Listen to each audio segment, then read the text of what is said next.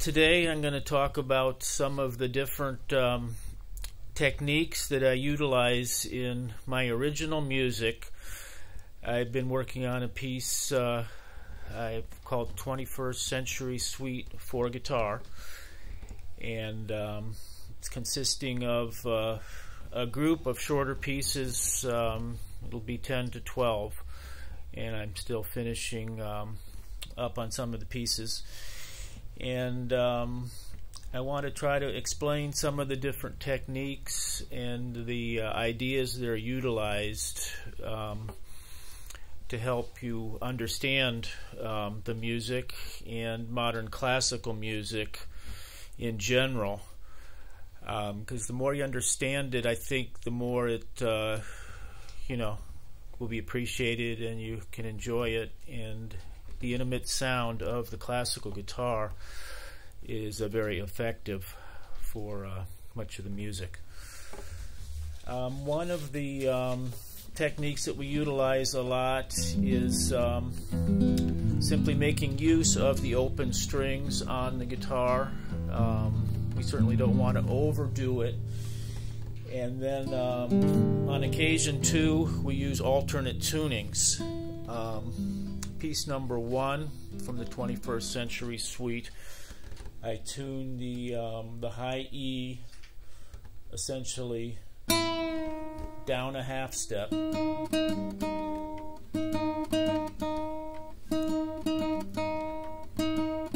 So when I play an E minor chord, instead of the regular E minor 7, it'll be an E minor with a major 7th. So we call that chord in jazz E minor plus 7. And so it gives a little different sound to those open strings.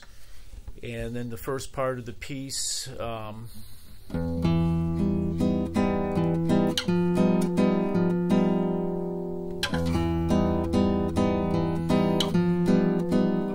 utilizes those open strings, but the minor chord with the major 7th.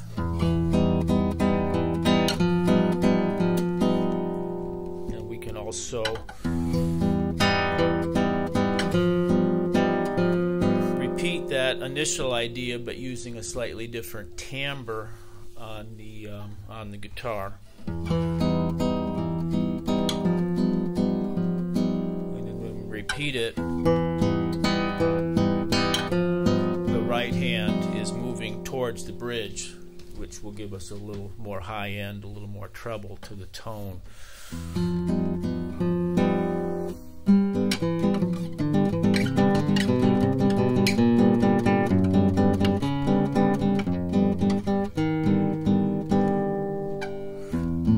Then the next section, I'm still utilizing open strings, but I'm switching to the 2nd, 3rd, and 4th string, which will be the standard tuning. And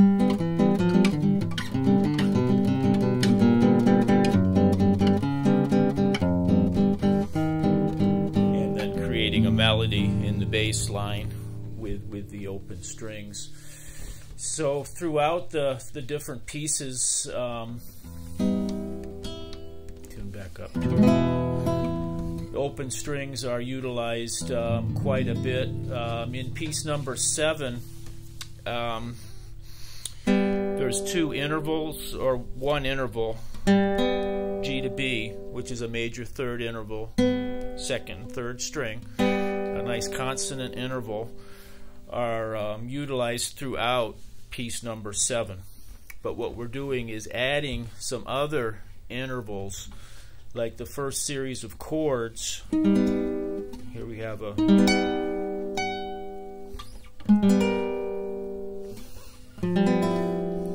3 different chords, and they all maintain that major 3rd interval in the middle.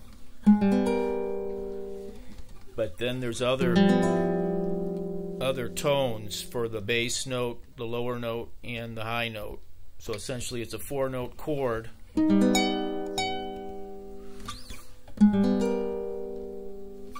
which are made up of a variety of intervals, like this one down here. have an F note, so the F to the G is a major second interval. So we're combining a major second with a major third, and then the high E is open. In this case, that'll be a perfect fourth. So a lot of our chords for the harmonies that we're creating with more modern music is using a variety of intervals. And then some of the chords may be familiar, but we're generally using them in what's called a non-functional way. So there might be, say, a chord up here that we recognize as a B minor 7, a B minor 9, with it also has a fourth in it. But in this particular progression, which is in piece number 5,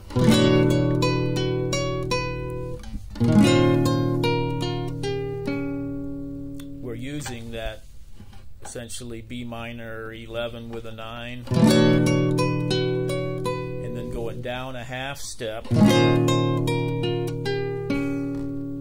then changing the melody a little bit, and then down a whole step.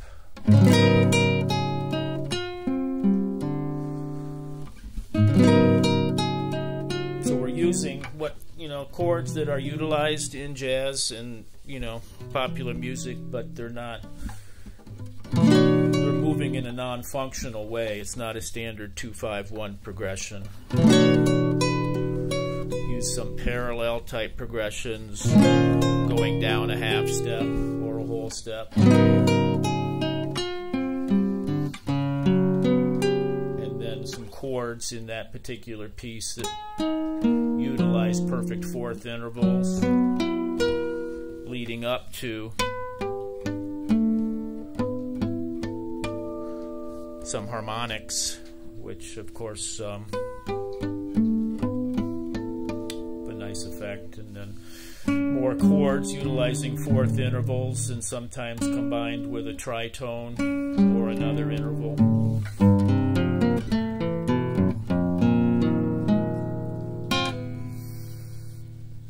So using the different variety of chords that utilize a variety of intervals, most commonly perfect fourths, and then sometimes a major third could be included, or there's another piece number 9 in the suite that utilizes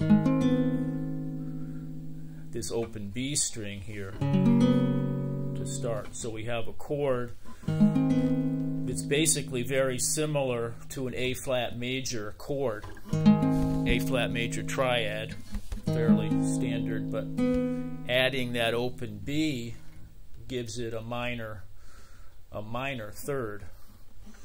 So it has a major third and a minor third, which is sort of unusual. It's usually one or the other, but this particular chord combines both the major and the minor third in the chord. And then we're planing going down a parallel motion to what is really an F sharp major chord, but once again we're keeping that open B string. So here we have an F sharp, and we have, which has an A sharp, but we're adding the B, which is the fourth note of the scale. So it's that B is really a suspension. Like a suspension is usually the fourth and is resolved at the third in popular music, but in this instance we get that interesting chord to start, then another chord that's combining the third and the fourth, back to that chord, and then this one is a B flat triad, but once again with that open B string, makes it more interesting because In this case, we'd actually call that open B. Really, technically, we'd call it a C flat. And C flat is the enharmonic equivalent for B. Because we have a B flat triad, but adding the C flat is a flat 9. So once again, we get some very interesting chords derived from fairly simple hand positions.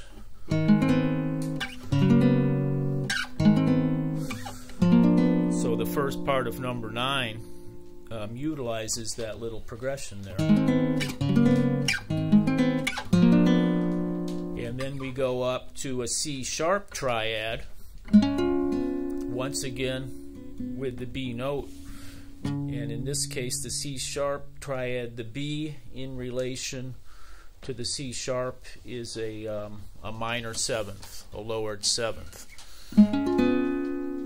So that is, it just turns out to be essentially a C7 chord, but voiced with an unusual voicing with that open string. And then we resolve on simply a C major triad with the B, which would be a C major 7.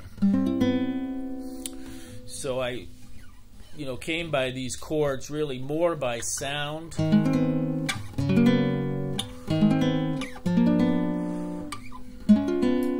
not really even trying to name each individual chord. But if you can go back and understand the theory of why the chord has that unique sound,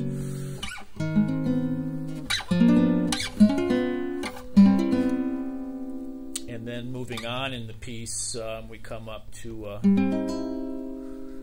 using more of instead of a major, it's a minor. So we have a C major here, and that's something.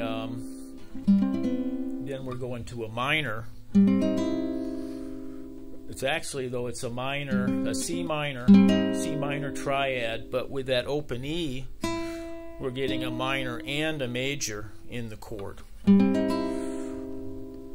one thing that's done quite a bit in Renaissance music is going from, say, a minor key to a major key, and vice versa, what we call the parallel, major and minor.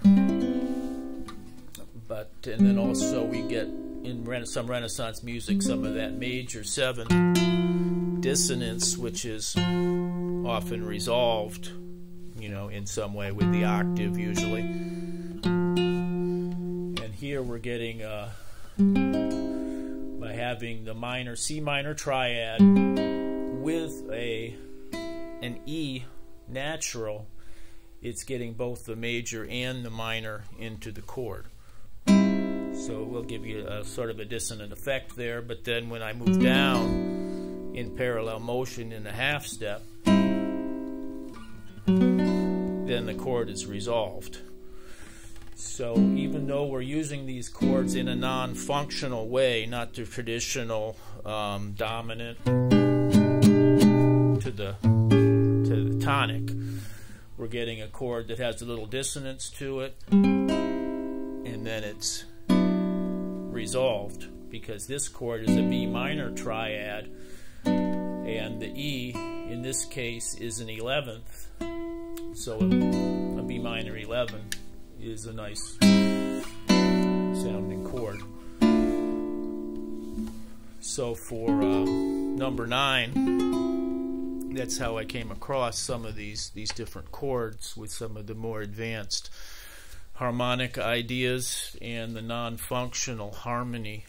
I think really make it an effective piece. And then for number 9, I'm pretty much sticking with that basic idea throughout the piece, but utilizing major triads to start, then minor, and back to the major triad.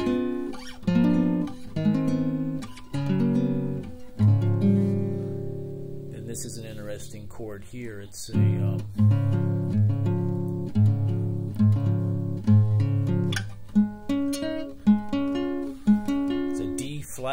major triad,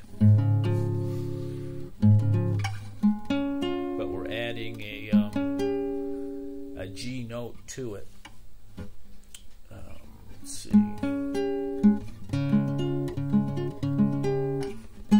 Which is the major seventh in relation.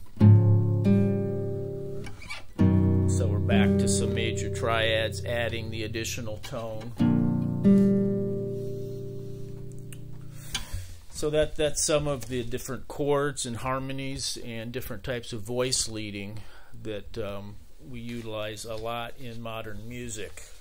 As modern music has a lot of parallels to modern art, where you have the different types of modern art. French surrealism, abstract expressionism, some of the more minimal styles of modern art, mostly of the 20th century, and there's more realistic modern art, but changed somewhat slightly, based more on art from the past, and a lot of parallels in music. So if you have an understanding of some of the trends of the 20th century in not only music but art and literature, then once again that will help your understanding of some of the modern classical music. And we're also utilizing different influences too in modern classical music, especially here in the 21st century.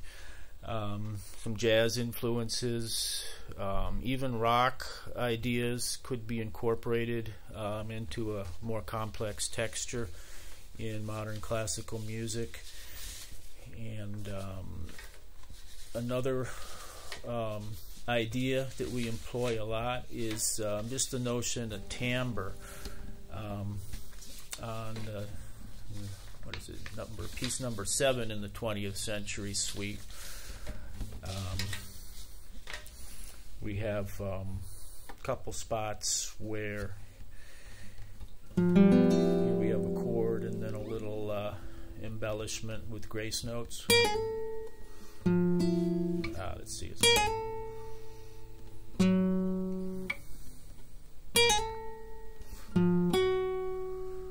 So I'm playing the chord, a little melody, and then that F sharp note I'm playing again, but on a different string, so it'll have a different timbre.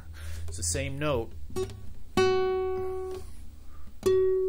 but has a different sound because it's on a different string.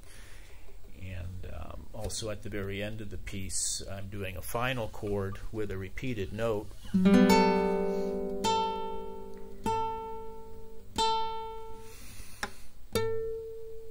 And then that final note is the same note I'm playing here,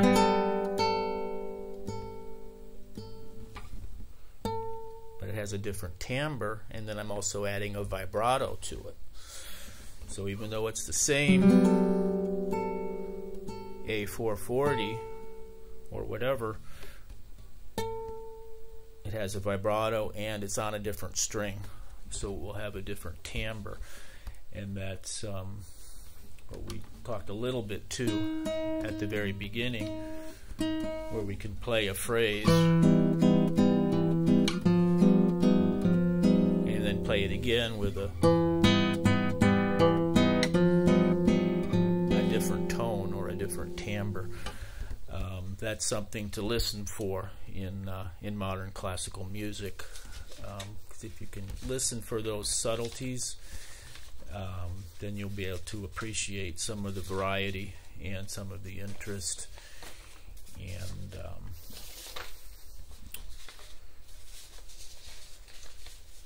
then some of the chords we utilize,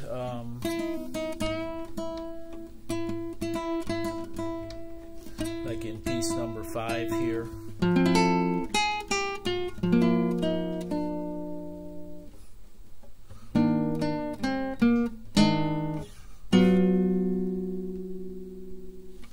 We'll have fourth and be somewhat dissonant, and then here we have just a chord with perfect fourths.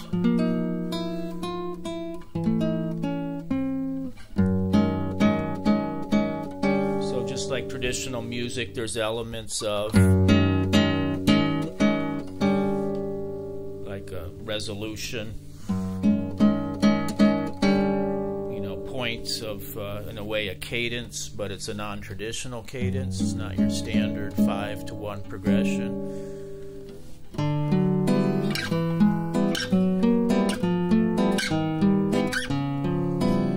That's a progression there that's utilizing the open strings, but the lower notes are changing. And then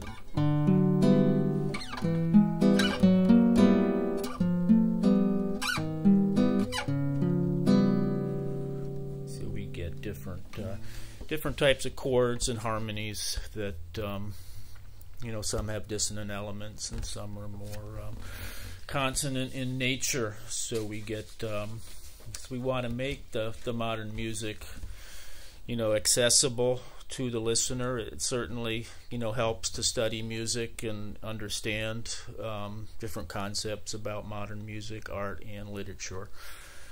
But it's my hope that by this lesson you will get some, if you're a musician, you'll get some new ideas for writing your own music and be able to incorporate some of these ideas into your harmonic and musical language. And if you are just a listener, that hearing some of the different ideas explained when you go through and listen to the complete 21st Century Suite, that you'll have a better understanding of some of the different sections and different parts of the music. Thank you once again for listening, and see you next time.